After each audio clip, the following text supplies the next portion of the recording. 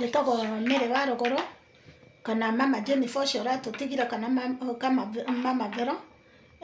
Niĩ nĩ ndarehire mwana wakwa gũkũ India nĩgetha amũkĩre transplant ya bone marrow, no tũrĩ gatagatĩ-inĩ kĩu mwana wakwa agĩkorwo nĩ arwara, narĩkia kũrwara akĩheo admitted na agĩkorwo arĩ thibitarĩ wiki 2 na thikũ 5 na agĩtwo mweri 3, tondũ twaingĩrire thibitarĩ mweri 18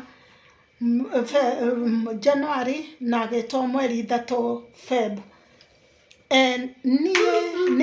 Thiirĩ nĩ wakorirwo wĩ mũingĩ na ũgĩkorwo wĩ mirioni 1 na ngiri 500, na rĩu nĩ ndĩrahoya mũndũ wa mwendi mwega mũtuĩke a kũndeithia mũndĩhĩre thiirĩ ũyũ.